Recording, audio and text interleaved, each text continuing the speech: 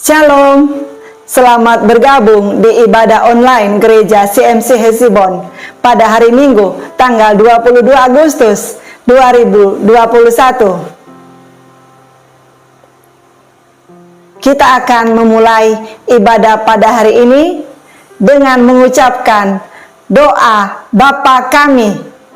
Mari kita berdoa bersama-sama.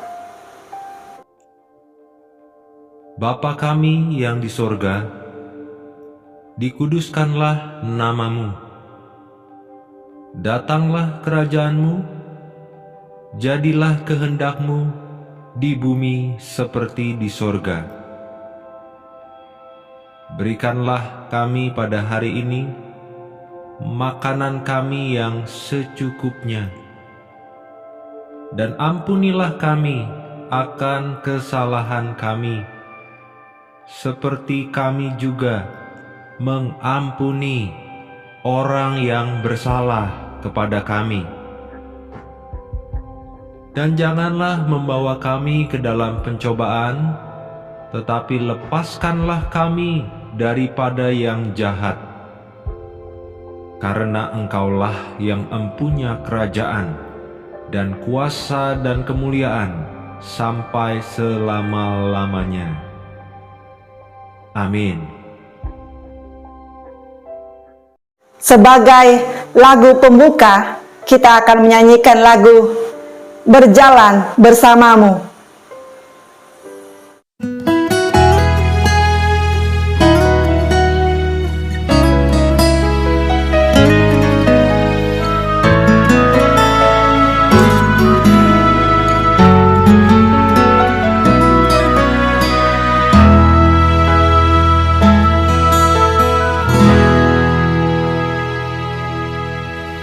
Berjalan bersamamu, ku tak akan goyah, sebab tangan kasih-Mu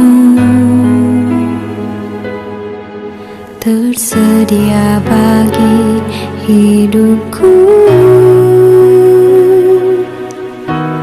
Ku menantikan-Mu Tuhan,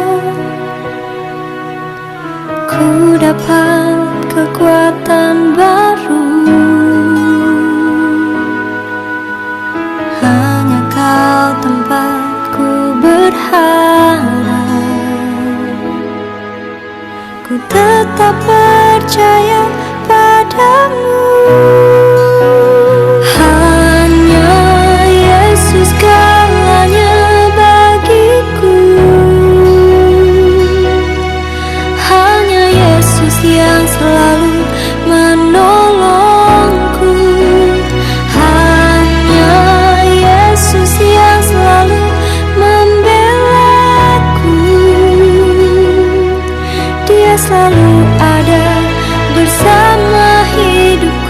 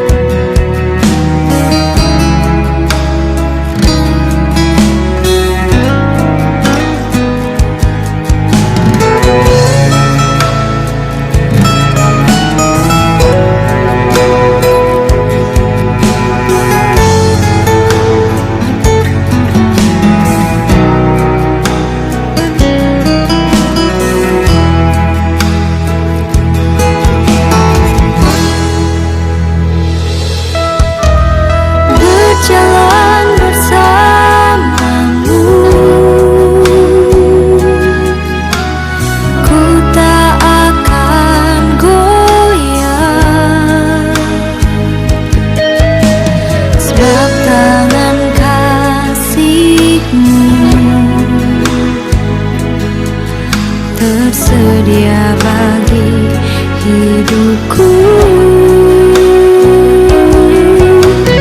Ku menantikan-Mu Tuhan,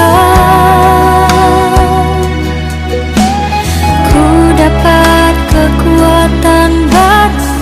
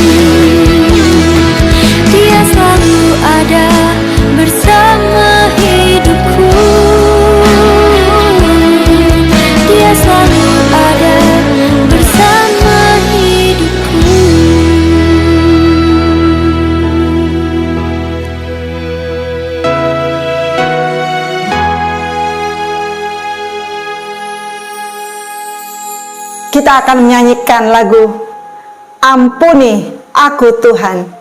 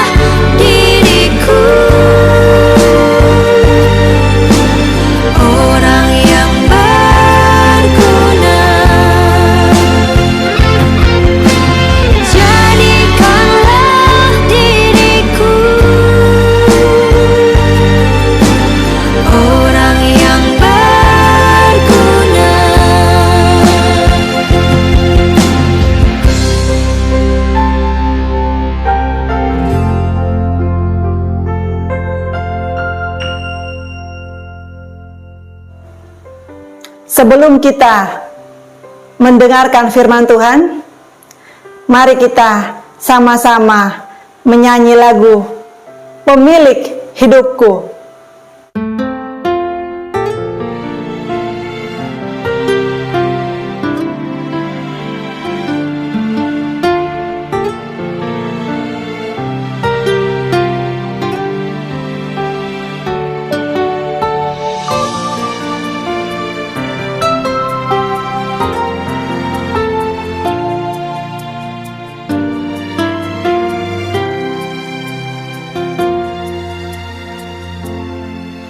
Dalam tanganmu ku serahkan hidupku, ku taruh penuh harapku padamu. Kemenanganku hanya ada di dalam janjimu. Engkaulah Tuhan pemilik hidupku. Dalam tanganmu ku serahkan hidupku, ku taruh penuh harapku padamu. Kemenanganku hanya ada di dalam janjimu. Engkaulah Tuhan pemilik hidupku. Semua yang terjadi dalam hidupku, semuanya atas seizin dirimu.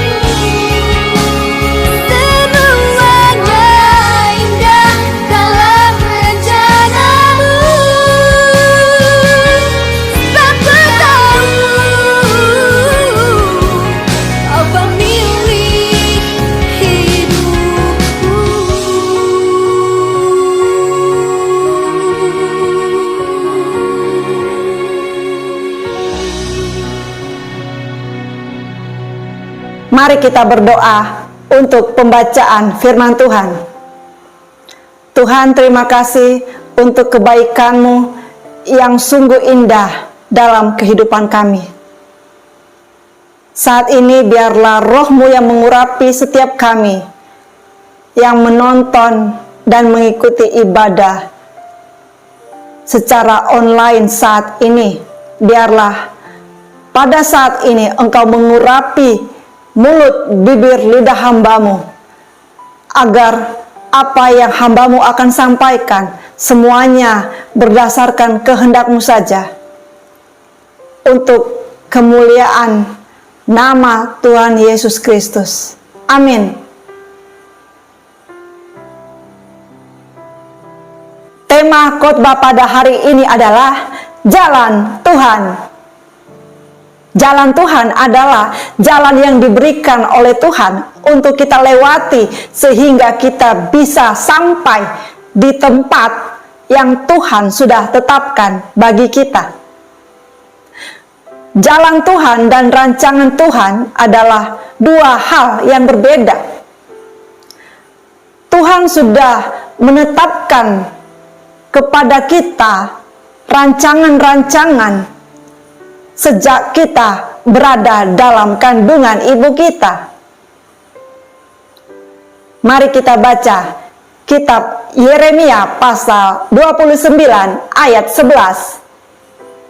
Sebab aku ini mengetahui rancangan-rancangan apa yang ada padaku mengenai kamu. Demikianlah firman Tuhan, yaitu rancangan damai sejahtera dan bukan rancangan kecelakaan, untuk memberikan kepadamu hari depan yang penuh harapan.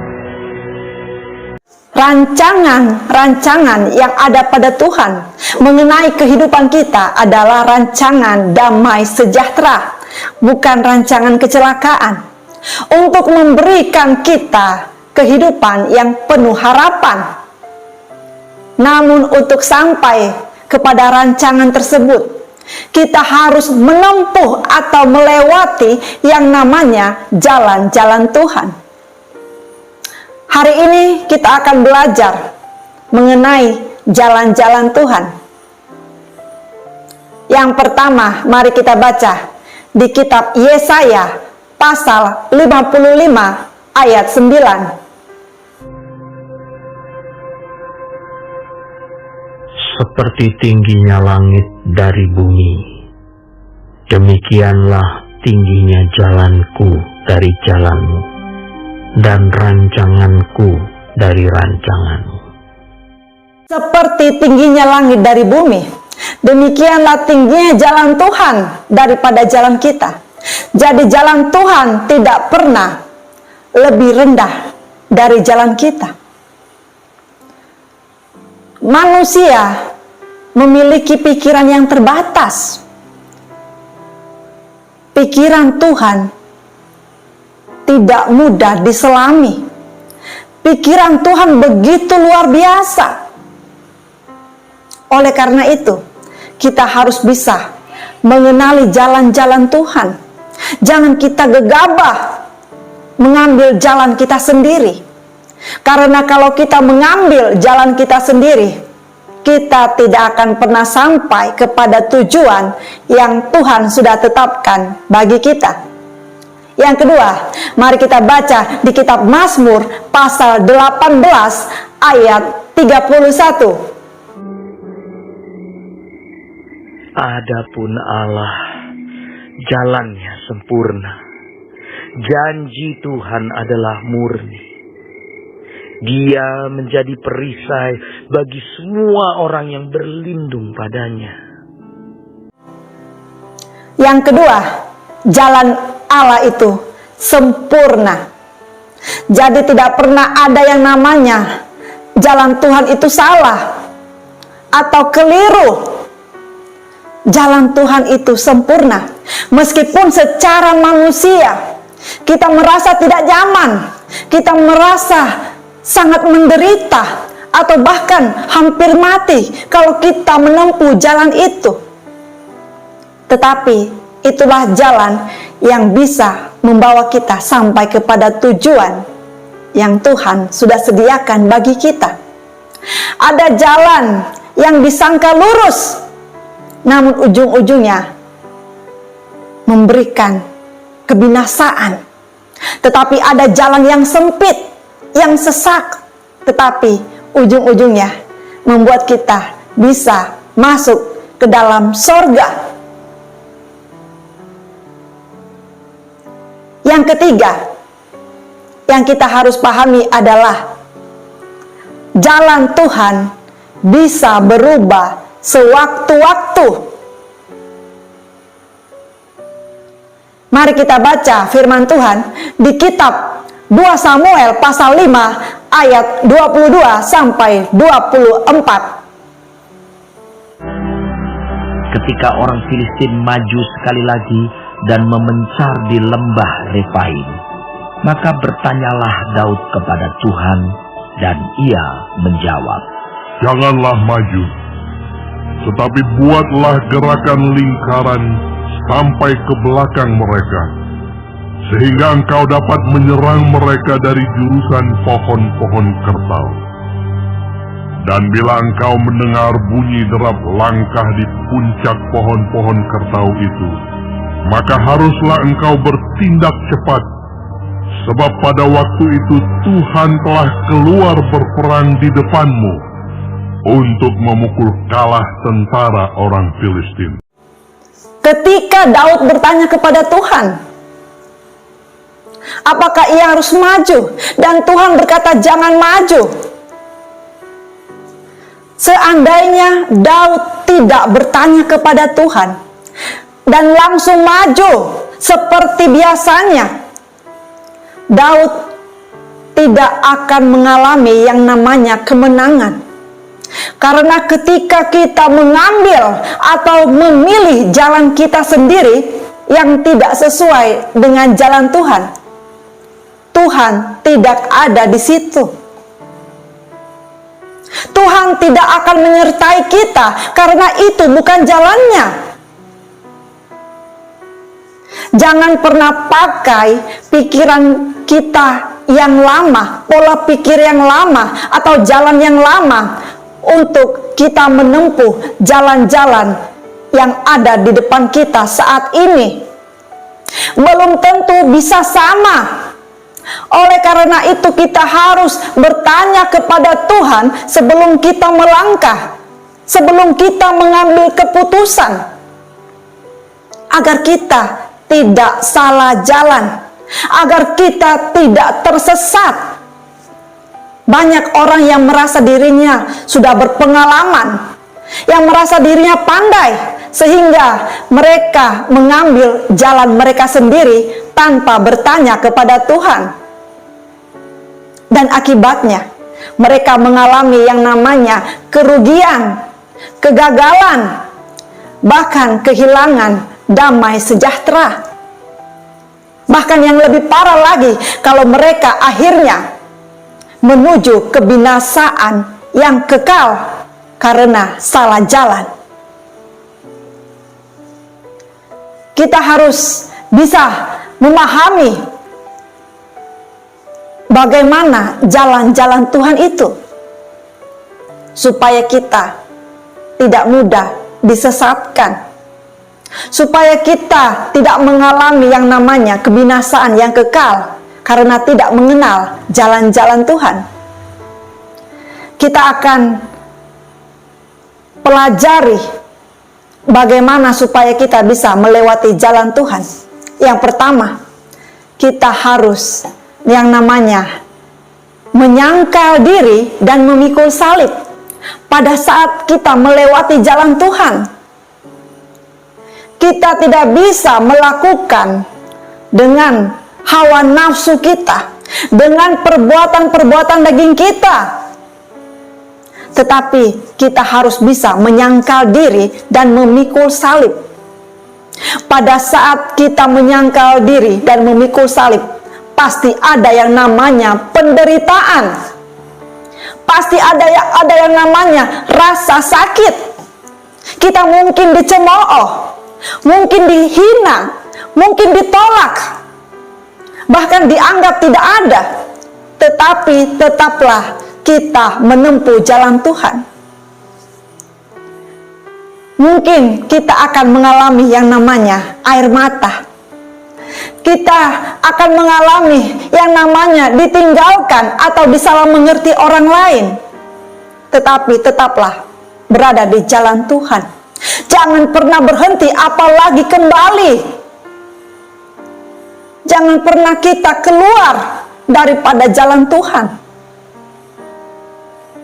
Karena kalau kita bisa menyangkal diri dan memikul salib, ujung-ujungnya kita akan mengalami yang namanya kemenangan.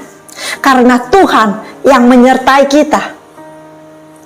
Tetapi kalau kita melewati jalan tanpa menyangkal diri dan memikul salib, berarti kita tidak melewati jalan Tuhan.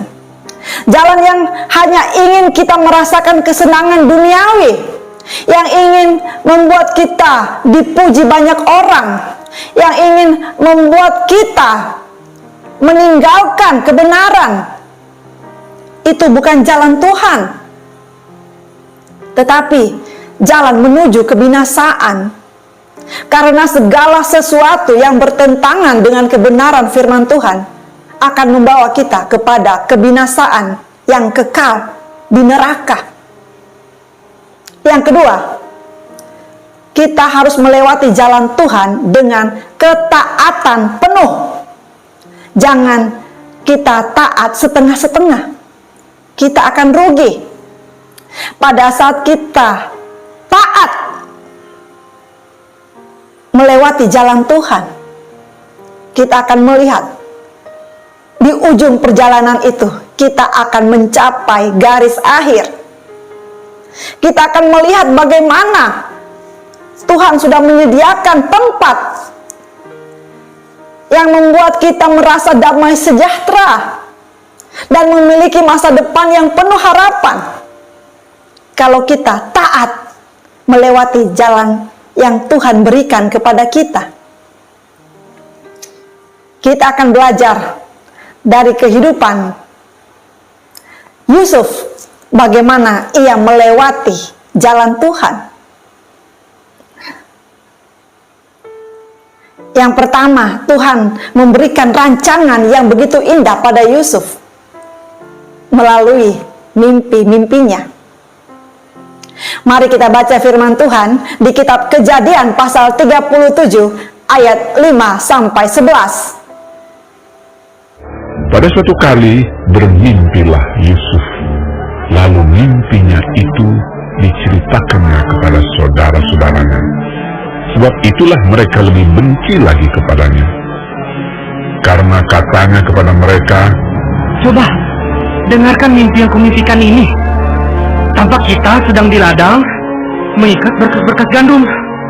Lalu, bangkitlah berkasku dan tegak berdiri. Kemudian, datanglah berkas-berkas kamu sekalian, mengelilingi dan sujud menyembah kepada berkasku itu. lalu saudara-saudaranya berkata kepadanya, Apakah engkau ingin menjadi raja atas kami? Apakah engkau ingin berkuasa atas kami? Jadi makin bencilah mereka kepadanya karena mimpinya dan karena perkataannya itu. Lalu ia menimpikan pula mimpi yang lain yang diceritakannya kepada saudara-saudaranya. Katanya, Aku bermimpi pula. Tampak matahari, bulan, dan 11 bintang sujud menyembah kepadaku. setelah hal ini diceritakannya kepada ayah dan saudara-saudaranya, maka ia ditegur oleh ayahnya. Mimpi apa mimpimu itu? Masakan aku dan ibumu serta saudara-saudaramu sujud menyembah kepadamu sampai kepada. Maka iri hatilah saudara-saudaranya kepadanya. Tetapi ayahnya menyimpan hal itu dalam hatinya. Yusuf bermimpi sampai 2 kali. Bagaimana Tuhan memberikan dia rancangan yang begitu luar biasa dan indah. Bagaimana berkasnya bisa tegak berdiri sementara 11 berkas saudara-saudaranya sujud menyembah kepadanya. Bahkan di mimpinya yang kedua, ia bermimpi matahari dan bulan beserta 11 bintang sujud kepadanya. Tetapi ternyata mimpinya yang indah dan luar biasa itu justru membuat saudara-saudaranya semakin marah, semakin membenci Yusuf.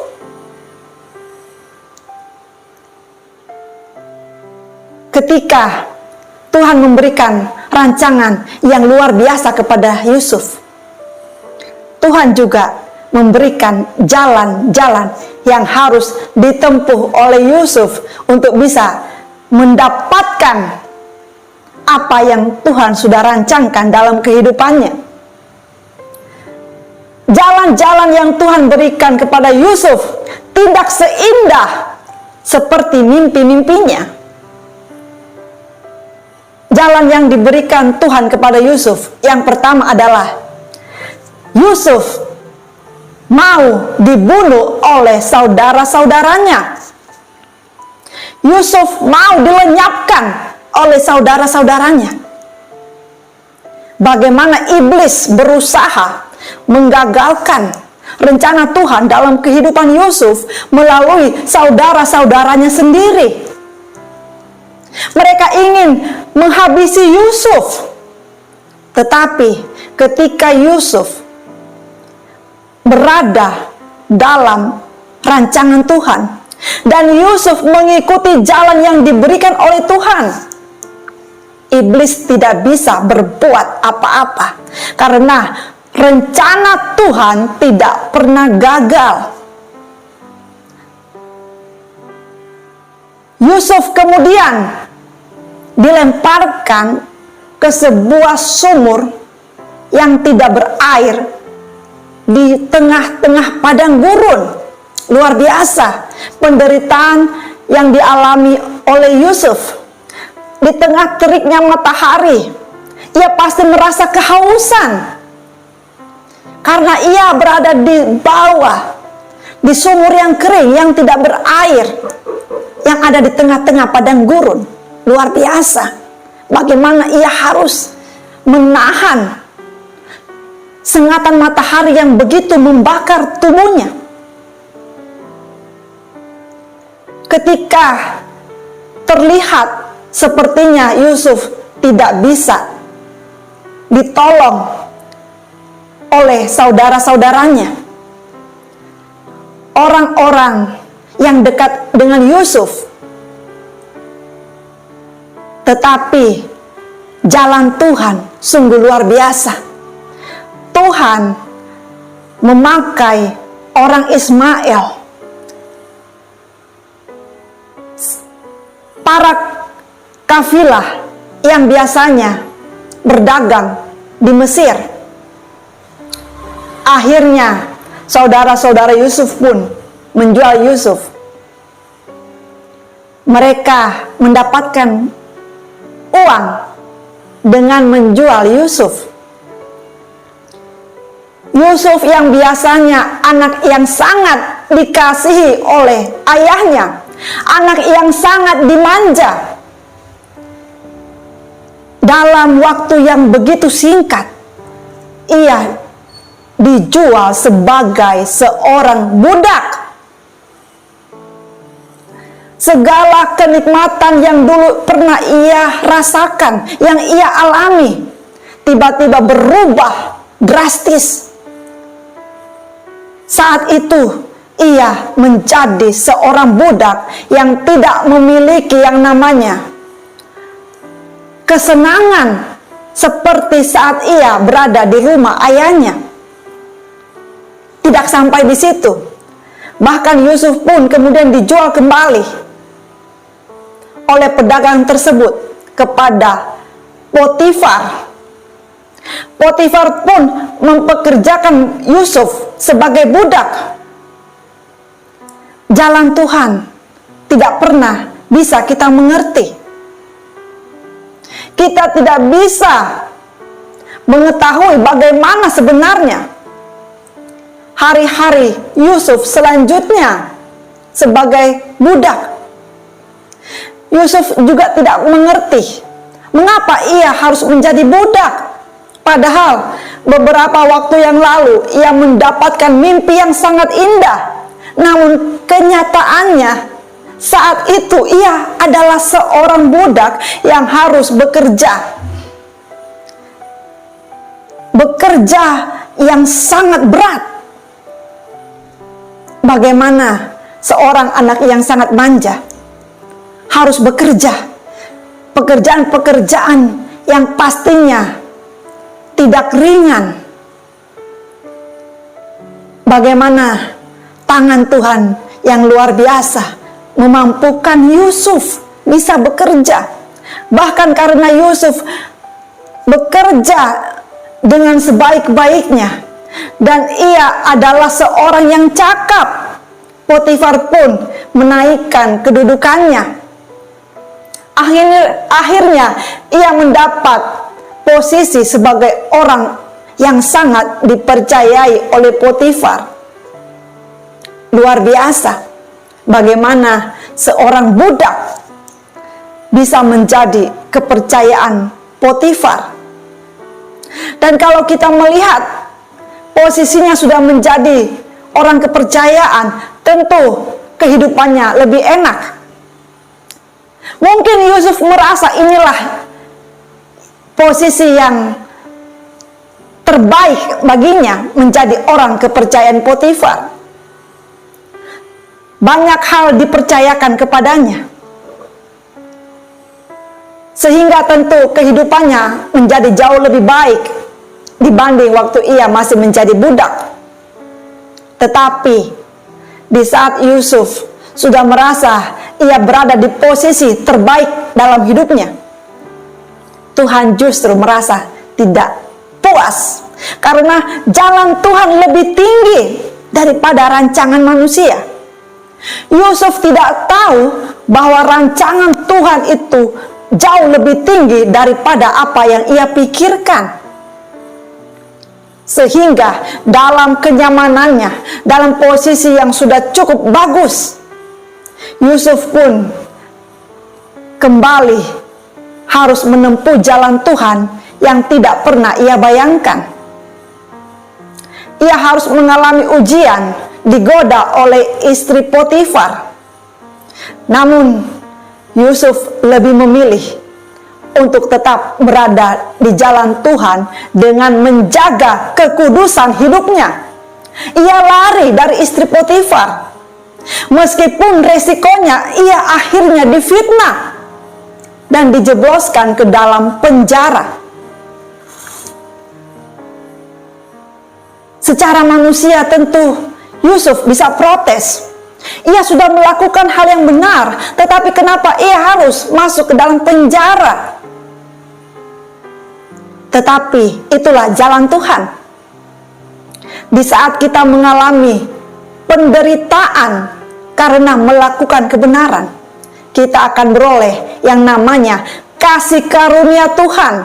Kita akan dimampukan untuk menanggung penderitaan tersebut. Dan ketika Yusuf berada di dalam penjara, secara manusia ia sudah tidak memiliki harapan lagi untuk mengalami atau menerima kehidupan yang lebih baik. Mungkin di dalam penjara ia cuma merenung bahwa mimpi-mimpi itu mungkin hanyalah ilusi. Mimpi-mimpi itu mungkin hanyalah khayalan belaka. Buktinya ia justru berada di dalam penjara. Orang-orang mungkin tidak melihat Yusuf. Orang-orang mungkin tidak memperhatikan atau peduli dengan Yusuf. Tetapi Tuhan yang menciptakan Yusuf, yang memiliki rancangan damai sejahtera dan masa depan yang penuh harapan untuk Yusuf, tidak diam.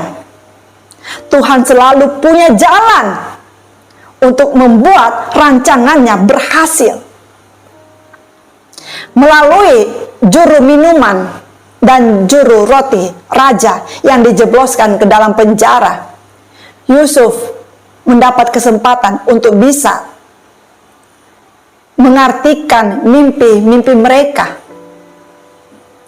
Saat itu Yusuf merasa mungkin inilah jalan Tuhan, sehingga ia bisa ditolong oleh juru minuman yang akhirnya dibebaskan dan kembali menjadi juru minuman raja. Di saat Yusuf sudah sangat berharap pada manusia, ternyata manusia yang pernah ditolong oleh Yusuf, juru minuman raja tersebut, ia ternyata melupakan Yusuf. Yusuf hanya bisa berada di dalam penjara tanpa mendapatkan pertolongan dari orang yang pernah ia tolong, dari orang yang pernah ia sangat berharap bahwa orang itu akan mengingat kebaikan Yusuf selama di penjara. Ternyata orang itu melupakan. Jangan pernah kita mengandalkan manusia, karena manusia sebaik apapun dia, suatu saat bisa mengecewakan kita. Tuhan tidak suka dengan orang yang mengandalkan manusia, sehingga ketika Yusuf masih berharap kepada manusia, Tuhan belum bekerja saat itu. Ketika waktu sudah lewat dan Yusuf pun sudah mulai tidak berharap lagi kepada juru minuman tersebut. Ketika Yusuf hanya berharap kepada Tuhan. Ketika Yusuf mengerti bahwa kehidupannya hanyalah di tangan Tuhan, disitulah kuasa Tuhan yang luar biasa bekerja.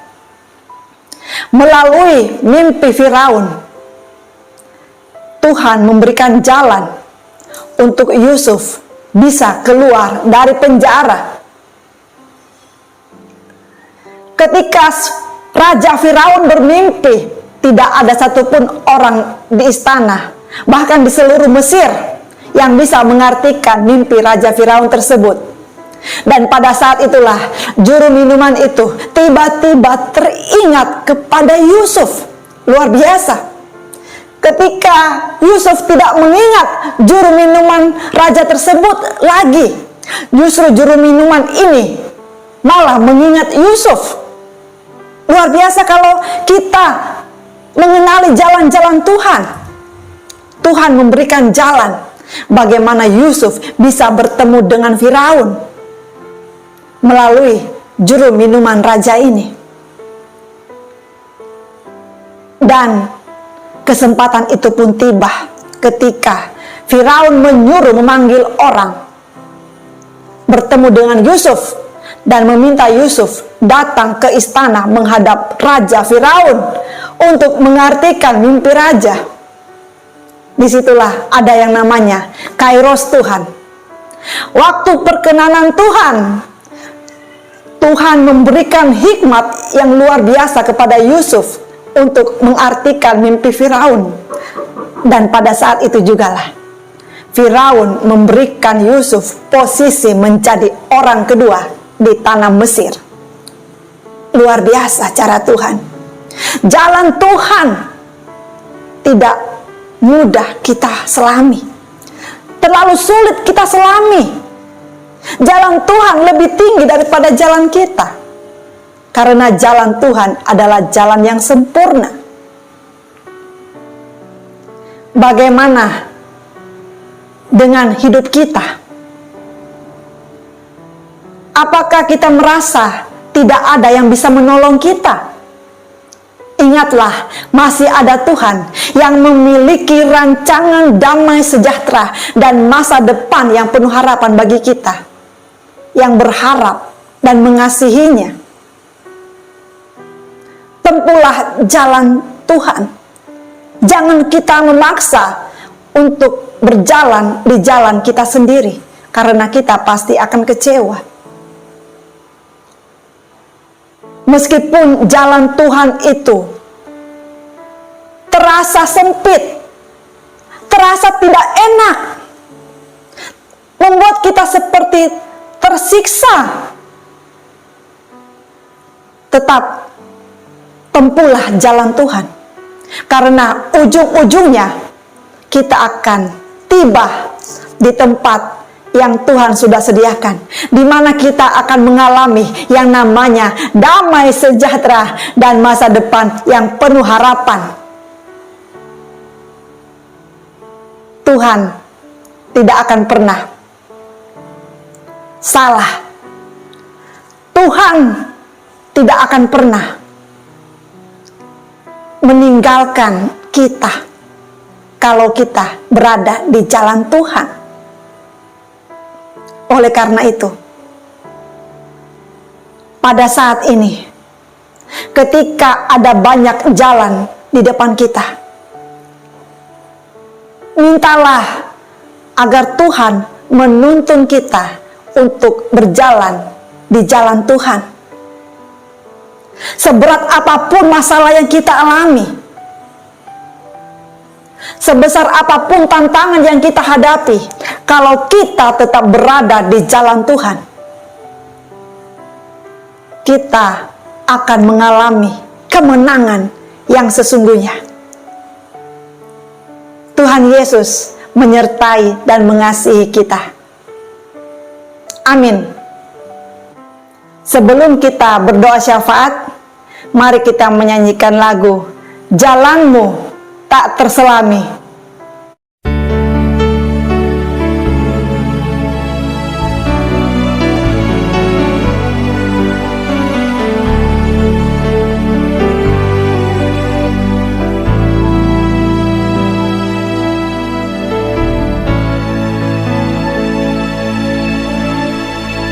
Jalanmu tak terselami oleh setiap hati kami, namun satu hal ku percaya, ada rencana yang indah. Tiada terduga kasih-Mu, heran dan besar bagiku, arti kehadiran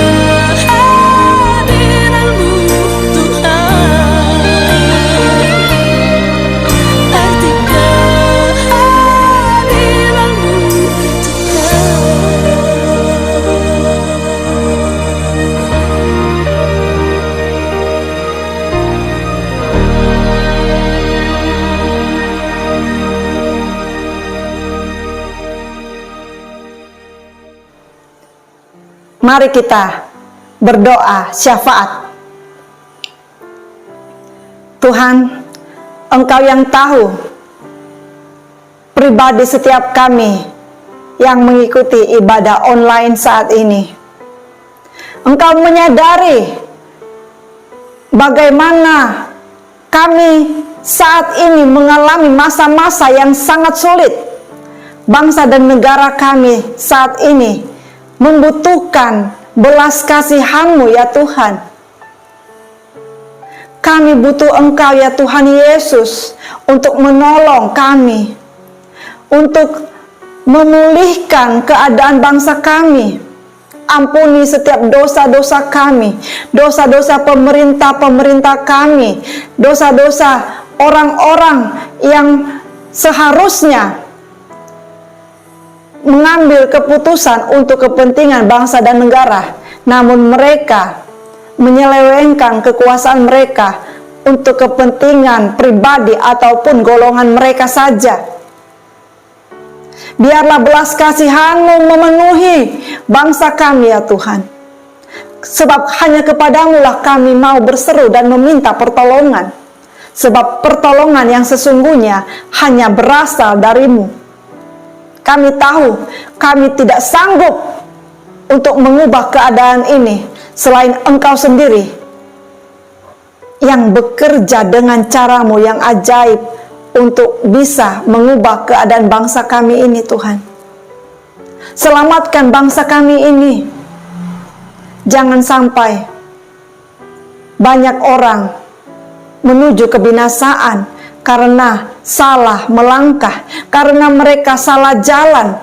Kami butuh Engkau ya Tuhan untuk mengampuni setiap kami yang ada di bangsa Indonesia. Setiap kami yang menjadi warga negara Indonesia. Tuntun setiap para pemimpin kami, mulai dari Bapak Presiden, Wakil Presiden, para menteri, para anggota dewan, setiap orang-orang yang memiliki jabatan-jabatan, orang-orang yang memiliki pengaruh-pengaruh. Kau berikan roh takut akan Tuhan, sehingga dalam mengambil keputusan, mereka melakukan sesuai dengan kehendak-Mu saja. Tidak ada niat curang ataupun niat jahat dalam hati mereka. Berikan mereka roh takut akan Tuhan dan memikirkan kepentingan banyak orang. Kami percaya Tuhan yang kami sembah sanggup dan berdaulat untuk mengubah keadaan yang secara manusia sulit diubahkan. Namun Engkau memiliki kuasa yang luar biasa. Dan Engkaulah yang berdaulat atas bangsa Indonesia. Kami juga berdoa untuk gereja-gereja-Mu agar gereja-gereja-Mu bersatu, saling menopang, saling bergandengan tangan, tidak saling menjelekkan satu sama lain atau saling menghina satu sama lain. Namun mau bersama-sama memikirkan kepentingan bangsa dan negara. Bersama-sama merendahkan diri untuk meminta belas kasihan-Mu agar memulihkan bangsa kami Indonesia. Kami juga berdoa untuk orang-orang yang kami kasihi, untuk keluarga kami, untuk sahabat-sahabat kami, untuk orang-orang yang sudah banyak membantu, yang sudah mendoakan kami. Berkati mereka semua, lindungi mereka dari segala yang jahat. Yang sakit biarlah Engkau jamah, Engkau sembuhkan ya Tuhan. Yang berbeban berat Engkau berikan kelegaan. Yang butuh uang Engkau berikan mereka berkat Tuhan. Buat hati kami menjadi orang-orang yang penuh dengan belas kasihan, yang mengasihi dan ampuni segala kesalahan-kesalahan kami. Ajar kami juga untuk mengampuni kesalahan-kesalahan orang-orang yang menyakiti hati kami, karena itulah yang Engkau kehendaki untuk kami lakukan. Untuk setiap orang yang mengikuti ibadah online saat ini, biarlah Engkau memberkati mereka. Engkau menghibur mereka yang sedang bersedih, mencukupkan segala kebutuhan mereka, dan tidak membiarkan atau meninggalkan kami. Berikan kekuatan kepada yang lemah, berikan pengharapan kepada yang hampir putus asa, berikan jalan keluar bagi yang mengalami jalan buntu. Kami bangga dan bersyukur punya Tuhan Yesus yang adalah jawaban dalam setiap permasalahan hidup kami. Terima kasih ya Tuhan Yesus, Engkau adalah Tuhan dan Raja kami, yang sanggup menolong kami, yang sanggup membuka jalan saat tiada jalan, yang sanggup menyembuhkan berbagai sakit penyakit, dan Engkau adalah satu-satunya jalan menuju keselamatan yang kekal di sorga. Terima kasih Tuhan untuk kebaikan dan keselamatan yang Engkau berikan dalam kehidupan kami dan kehidupan orang-orang yang kami kasihi. Terpujilah nama-Mu. Amin. Sebelum doa berkat, mari kita menyanyikan lagu Doa Yabes.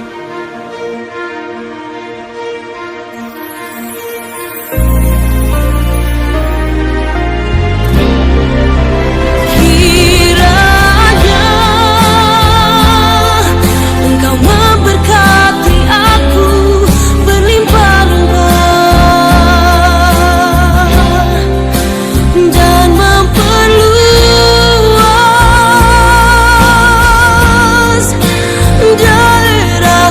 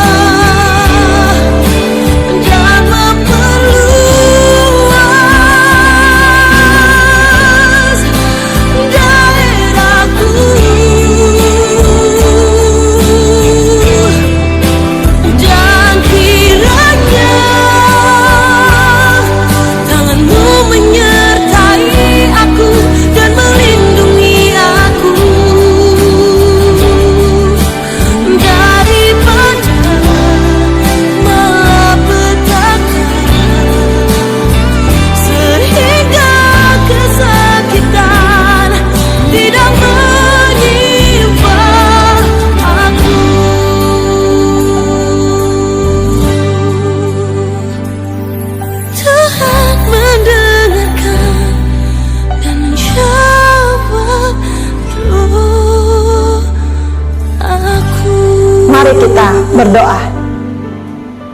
Ya Tuhan, terima kasih atas penyertaan-Mu dari awal pertengahan hingga akhirnya ibadah kami saat ini sebentar lagi selesai.